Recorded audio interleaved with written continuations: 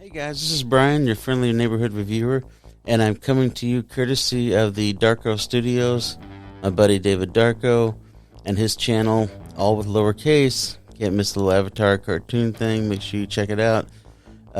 Great stuff. Talk about culture, whatever the BS is going on. But check it out. Really great channel. I'm on it. Our other buddies on it. Randy. We have a good time. Check it out. This little offshoot channel that I'm doing, basically just a review channel. We're going to have fun with it. Anything I can get my hands on to, whether it's a record album, movie, book, whatever, check it out and give you a review, see how it goes, rate it for you, see what you think, all that stuff. You know, we'll have fun with it. Just a little fun channel. So with that in mind, I went through some of my records that I had a real good one here, so I thought I'll start with this one. This is a good one. This is the original copy of the Bee Gees' Odessa album from 1969, Echo Records. Original copy with the felt flocked cover on it. Really cool.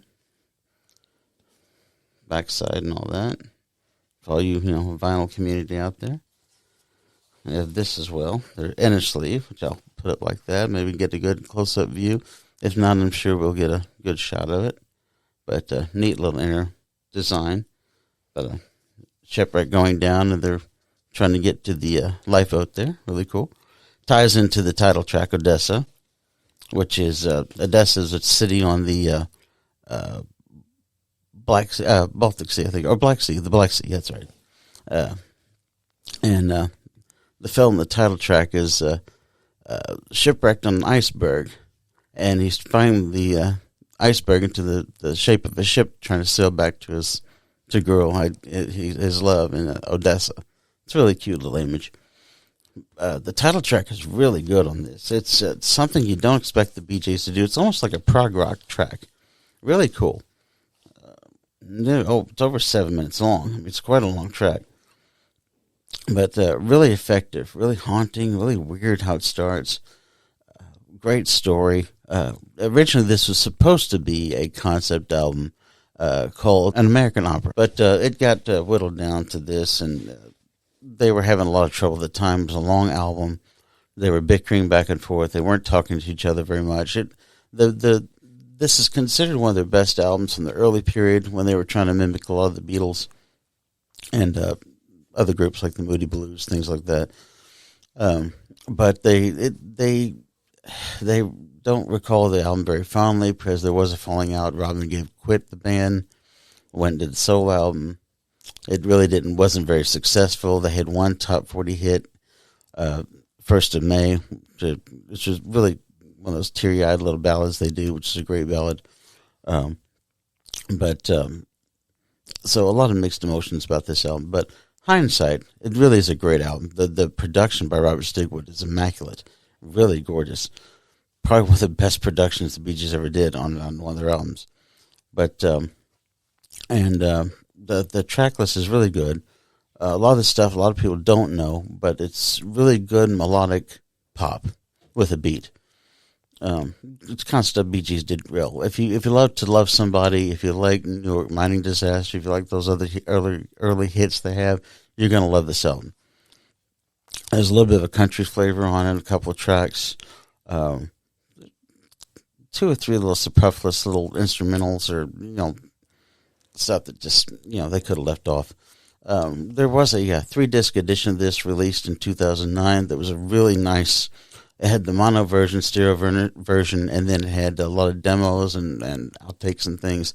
A couple of new tracks that they didn't release, which I wish they'd had because they're really good tracks, is Pity and then Nobody Somebody, which are really good songs and should have been developed and put on this because it would have replaced some of the 2 or 3 instrumentals that are on here that they're okay, but they're kind of filler. As it stands, there's some really good pop numbers on here. Never See My Face Again, Black Diamond, gorgeous album, a gorgeous song.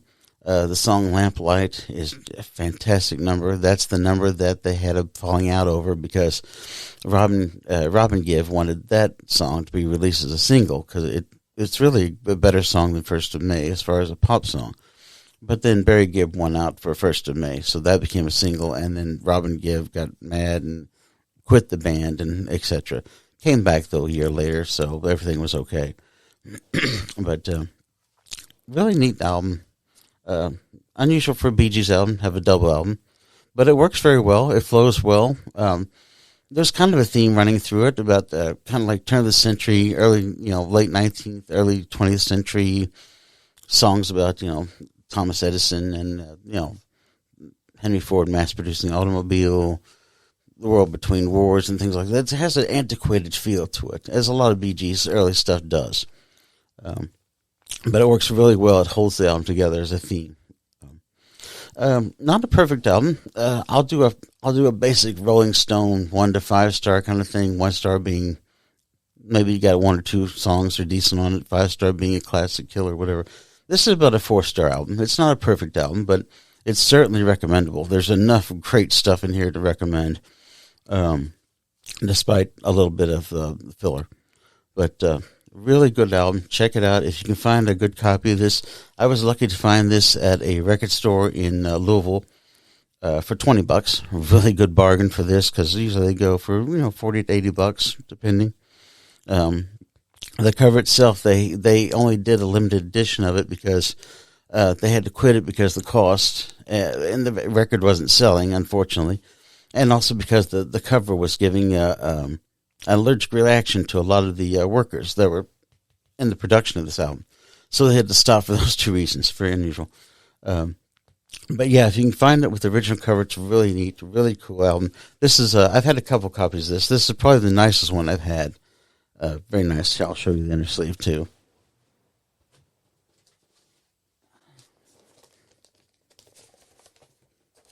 There's Atco, of course.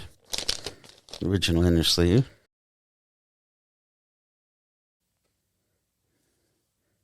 Kind of neat. Old Atco label. But yeah, 4 stars. Really good album. You can find it. Of course, it's all on YouTube, and if you Google it or whatever, you can find, you can listen to it on YouTube and see what you think about it before you buy it. Or seek it out at your local record convention. Support your record stores, of course. So that's it. If you like it, subscribe. Hit all the buttons. We really appreciate it. Check out my buddy David Darko's channel. Great stuff on that channel. Really good commentary. And we have a lot of fun with it. We really do. And with all the craziness in the world, really, you got to have fun with it. Sense of humor helps. But hope you liked the review. Again, Bee Gees, great stuff. Vastly underrated album. Considered a minor classic now.